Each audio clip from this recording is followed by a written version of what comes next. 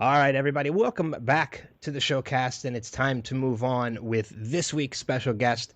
So, back in season one, we had the opportunity to speak with Kevin Murphy, and last season, season two, we spent some time with Mike Nelson. Well, now we're in our third season, and I'm very excited that we get to round out the RiffTrax trifecta. He was a writer on Mystery Science Theater 3000, and even eventually took over as the voice of Crow T. Robot. Now he's one of the three guys that make up the wonderful trio that is RiffTrax. Please welcome Mr. Bill Corbett. Bill, thanks for joining me. Well, thanks. Glad to be here. Yeah. I do have to say, before we go into anything else, I was at your RiffTrax Live Time Chasers a couple weeks ago, and bravo to another wonderful live show.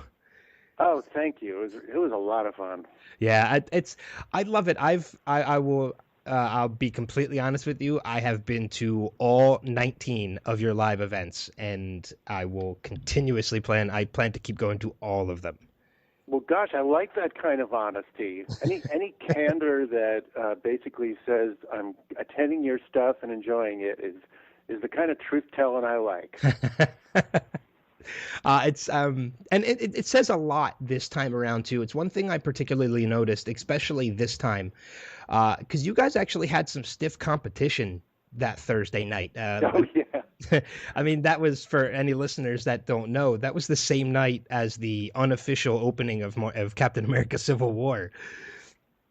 Yeah, So, we didn't know that when we got the date, and it actually did cost us some movie screens because, as unofficial as it is, I mean, there's that slow creep of, of like you can see it first before the other people who are seeing it first now. So some theaters, at least, I don't know if it was all of them, were playing it, before midnight. So it actually was playing Thursday night, yeah. not just when the calendar turned. So those fans of Cap were were kind of torn, and I think we lost a few of them. We just don't have the cool shields as he does.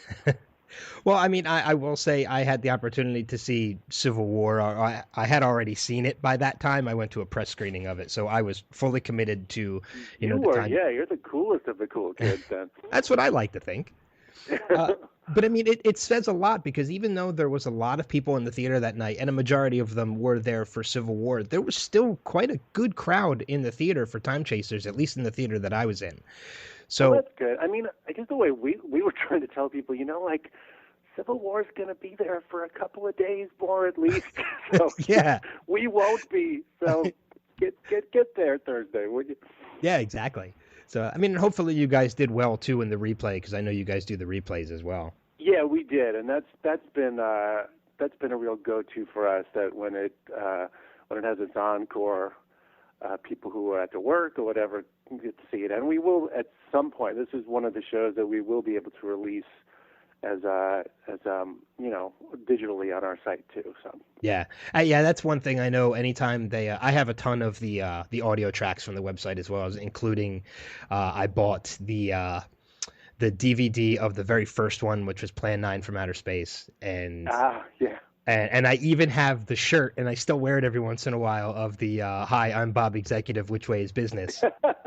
That became a surprise favorite line of people. We just put out on social media. We're going to do a best of RiffTrax 10-year anniversary reel for our upcoming show, and we were trying to just kind of get the temperature of people. Like, what's your favorite lines from 10 years? And Bob Executive kept coming up. Yeah, it's still one of my favorites. It was one of those things that the moment I saw that shirt pop up on your site, it's like, yep, that's an Insta-buy.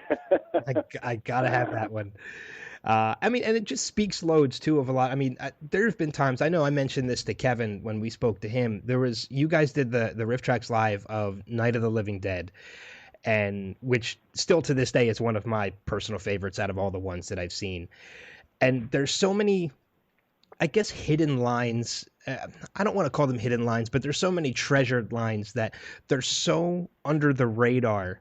You don't expect them to be hits, like, as you mentioned, with Bob Executive. And I remember just one particular line, and I can't remember if it was you or if it was Kevin that said it, but there was just, It was a line that floored me easily for a good 4 minutes that I missed, the next 4 minutes of that riff. I had to watch it, and I've watched it a number of times and digitally too.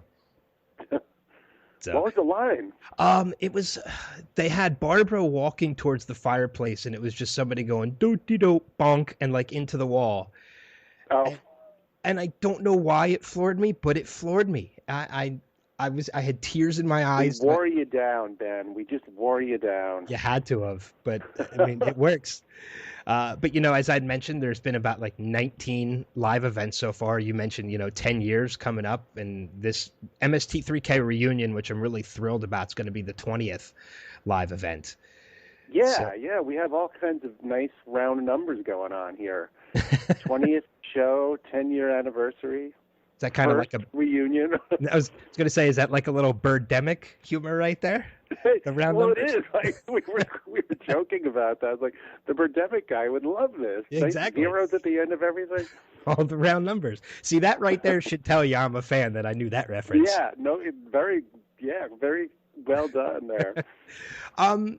I know I had the opportunity last summer to meet and interview Joel Hodgson, who was one of the creators and you worked with Mystery Science Theater, and this was before the announcement of the reboot of the show was coming out. So I have to assume that the reboot is a good reason, as to part of the reason why this reunion is happening. But how did this reunion come about? Well, I guess it was because, a couple of things happened. First of all, Shout Factory, which we had a sort of a casual relationship with, at least RiffTrax, that is, bought the rights to MST3k and kind of changed the whole ownership thing changed, and that loosened a lot of things up. And they started offering old episodes of MST3k, the original series, for us to sell on RiffTrax, which was kind of cool for us. And, we just started doing a lot of cross-promotion of each other's Kickstarters, basically. Yeah. We crowdfunded for each other. And then, I think I will take credit for this idea, or blame, I guess, if this is a debacle. I just had this idea, like, why don't we, celebrate RiffTrax's 10-year anniversary by having an MST3k reunion, since this is kind of an exciting year for that world and for just for fans of the show, for all sorts of reasons. And we also have this RiffTrax app coming out, and it's just, there's a lot of cool stuff happening on that front. So I threw it out there, and to my great delight, my partners said, yeah, that's not a bad idea. It just seems kind of possible in a way that it didn't a couple of years ago. So I think I first asked Frank and Trace, and Bridget and Mary Jo have been doing some RiffTrax for us too. So we asked them, and that we kind of knew they would be on board, because we did a Sketchfest show for them at San Francisco Sketchfest, and then we threw it out to Joel, who was like in the thick of the Kickstarter at the moment, but eventually he said yeah, and we asked Jonah to do it, the new host of the new MST3k. He's a great guy, and he's on board. So the only person who kind of wasn't into it, he's a friend of mine, so I don't want to cast any aspersions on. He just kind of wasn't up for it. Was Josh Weinstein, the original Tom Servo back in the super early days. Yeah. And Dr. Earhart. And that it makes me a little sad, because Josh is incredibly funny, really good on his feet. Anybody who saw Cinematic Titanic knows that he's really sharp up there. He's a really good stand-up comic, as seasoned as any of us, and more so at stand-up comedy than most of us. But outside of that, we have the full deck pretty much, and so I'm really thrilled.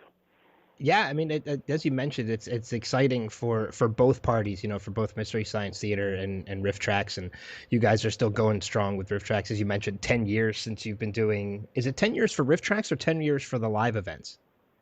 10 years for RiffTrax. Okay. Period. Mike started out kind of doing almost like a pilot version of it in 2006 for a couple of movies, which he did on his own. And I think, as good as a writer and performer as Mike was, it just felt a little lonely, just this one guy commenting. It just kind of needed the interaction. So I was busy working in Hollywood then, but he called Kevin, and Kevin did a couple with him, and then he called me, and then I did a couple with him, and then we just put the band back together. So it was really just a couple of months into RiffTrax that we became the thing that we are now, and it was in 2006. And since then, it's been kind of full throttle. Yeah. Yeah, and I know I don't even remember how I discovered that RiffTrax was a thing. I know it was before the live events, because I know I had a number of the audio tracks before the live events had started, but I've been a fan for quite a long time of RiffTrax. Obviously, I've been a fan of Mystery Science Theater 3000 for the longest time as well. And I mean, it's been over 25 years that you guys have been doing this kind of thing? Yeah, I mean, I wasn't there from the get-go, but I think, the first KTMA days were 1988, I want to say, so it's really long time ago. Yeah. And then, and then Comedy Central, and then Sci-Fi. So between, it's wow. Yeah. It's fun. My God. Did you ever think when you first joined this group, this is something you'd still be doing now? I don't know. I guess not. I mean, I never really thought that far ahead anyway. But, by the time I got to the show, it was an established thing. I was a writer, but it was already, pretty dang popular. So I knew that I was lucky enough to be getting into something really cool and good. Unlike the founding fathers, who were just like, I don't know, we might just be doing this for a couple of people in Minneapolis. But yeah, I mean, once the show was canceled in 1999, they did run it for a couple of years after that on the Sci-Fi Channel. But I thought, well, that's pretty much it. We tried Kevin and Mike and I tried a couple of projects, and they had varying degrees of success, but nothing went, huge. Yeah. And then RiffTrax in 2006 kind of got it going again. It seemed like a version of Mystery Science Theater without the whole thing. And there's parts of the show that I certainly miss. Like I was just talking with an old colleague today, Jeff Stonehouse, who was our director of photography, about how I missed the shoot days, because those were the real party when the crew came in and all that. But I do like the ease and mobility of RiffTrax, especially since I started a family after the whole thing. I started it with my wife. I should just throw it in a test tube.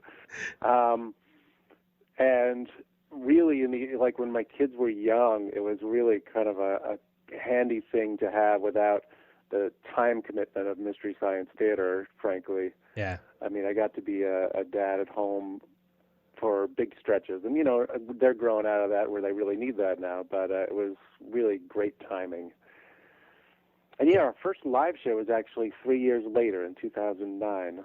We had Jonathan Colton was our guest musician. We don't really have guests so much anymore because nobody seemed to really be there. I think the main event seemed to be the movie and the movie riffing, for better or worse. But I remember we won't have guests again. But yeah, I remember the first one, which was Plan 9. You guys had a host, which I can't remember her name. Veronica Belmont. That's She's right. Sort of a tech reporter, and was a fan of Mystery Science Theater. That was poor Veronica. She's such a cool person, but she got thrown at live show hosting was not, beamed out across the movie theaters. We were all slightly terrified to be doing a live feed, and it's weird. Now we're really super cash about it. Yeah. Exactly. And we probably shouldn't be, because all kinds of things could go wrong. Although last year, I don't know if you saw the show where we were all sweating to death. That was hilarious. You guys are 19 shows in, working on the 20th. Did you ever think at the beginning these live performances would become as popular as they are, or be going as long as they have? know what? I didn't dare hope, but I'm really glad because they are just so much fun. And even though the first one was scary, I knew it was like, oh man, this is the thing that was missing here for the last 3 years was the audience, or just a little more contact with the people who enjoy our stuff. And we had been doing Comic-Con, we would do a couple of panels at Comic-Con, but it wasn't quite the same thing as actually doing an out-and-out show. Yeah. And luckily we hooked up with the right company to kind of get it across the plate just, digitally and physically into movie theaters. I think when we first were thinking about this and we were talking to Fathom Events, Kevin and I went to see a Fathom Events version of This American Life, the National Public Radio show. And we started to think, there's some kind of clever ways they're making this work, and we think we could actually do it. And we talked to Camp Digital, and they were like, oh yeah, here's the solution to this little challenge. I mean, we show the screen mostly, but we show you here and there, and so now we have kind of a template, and it's just so much fun, and I'm really, really grateful that we keep getting to do this. Yeah, and I'm always excited too anytime I see you guys announce another Kickstarter program too, because I'd like to say I'm an investor in RiffTrax. Thank you very much. I've given to both. I believe it's the 2 Kickstarters that you did, or was there one for this Mystery Science Theater? No, we've done 3 now. Okay, I couldn't remember if it was 2 or 3. I know I've given to them all, so I can't remember. And I know I gave to the Mystery Science Theater 3000 reboot one with Joel as well. So that was Jagundo. Yeah, that was a really good turnout that they had before too. But I mean, do you have, out of all the, I know it's probably tough. It's probably like picking your favorite child, but has there been a favorite out of all the live riffs that you guys have done? I don't know that there has been. For some reason, I was really fond of our earlier ones, of Reefer Madness, of all of me, and I think that might just be because my elderly parents have been going to see them all along, and for some reason my mom really loved Reefer Madness, and it just surprised me and tickled me with all our pot jokes in there. No, I don't know if there's one that I really liked. I mean, The Room was a real blast to do because I just can't get enough of that crazy movie. I loved Birdemic. The ones that were a little bit harder, Godzilla was a little bit harder because it was just so loud and multi-channeled and Confuso-Vision. Yeah. Luckily, we've had nothing that's real. I can't even remember even. I think it was Sharknado 2 where we were sweating to death, but I could be wrong. I think you're right. It's all a blur now, son. Yeah. But that whatever that movie was, that was an indelible thing to remember, even though, in the end it was kind of a comedy bit to us, so that was almost worth it that it happened. Yeah. And nobody, passed out and had to be taken out on a stretcher, luckily. But yeah, I mean, I've loved them all. Well, I have too, so it works out as a fan too. I know I've loved every one of them that I've gone to. Any that you haven't done yet that you would like to do? Yeah, I mean, I would love to do one of the Japanese monster movies, if possible. They're hard to dislodge from the people with the rights, but I would like to get a good either Japanese monster movie, or something like Prince of Space, or I just have a special fondness for those. I'd love to do something big like Twilight, that could just be a pipe dream. I have such a distaste for Twilight. I've never seen the movie. I refuse to see the movie. But if you guys ever did a live riff of it, I would be there.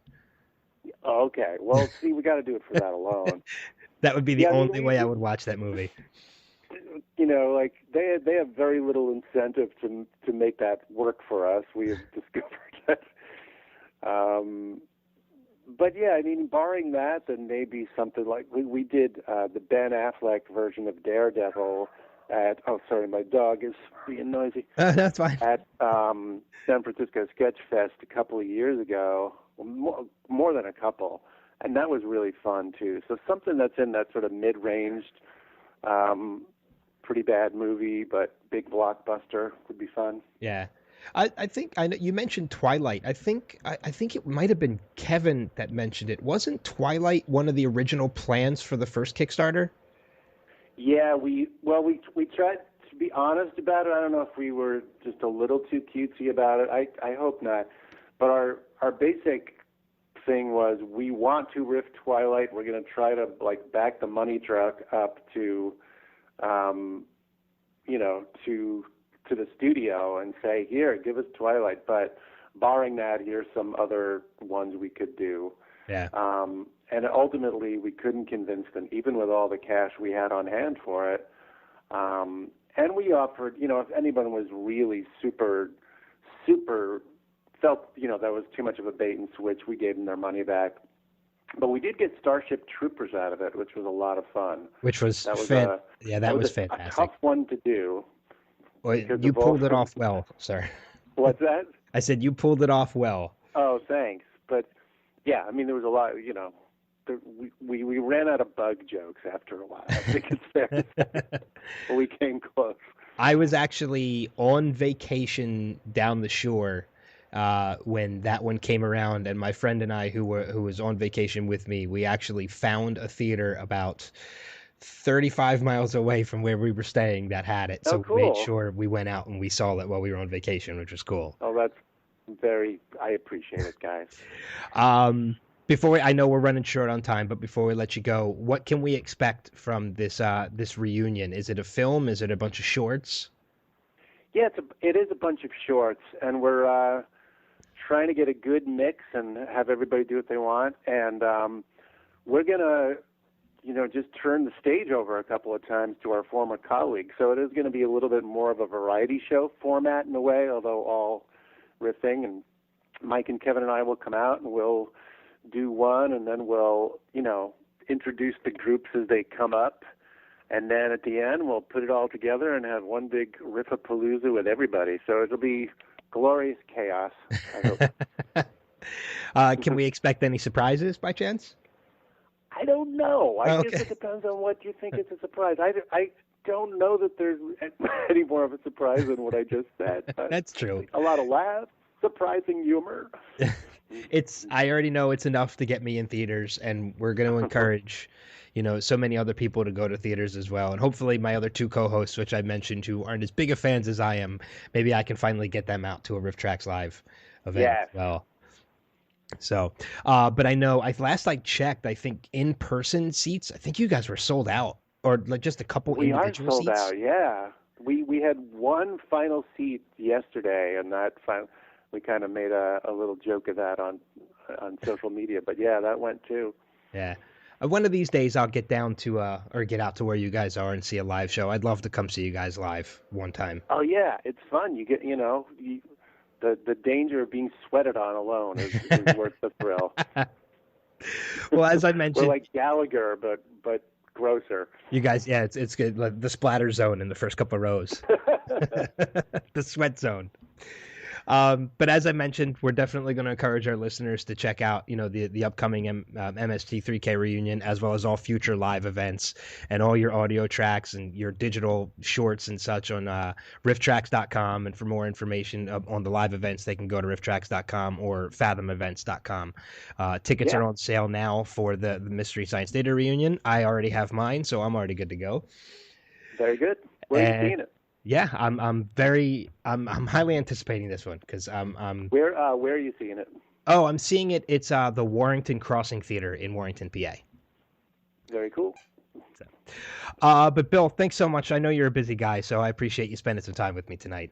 Oh, thanks, Ben. It's been real fun. Yeah, absolutely. I appreciate your time. Yeah, and hopefully we'll have you on again to talk about some future events as well. Very good. So, all right, guys, stick around. We'll be back with more Showcast right after this break.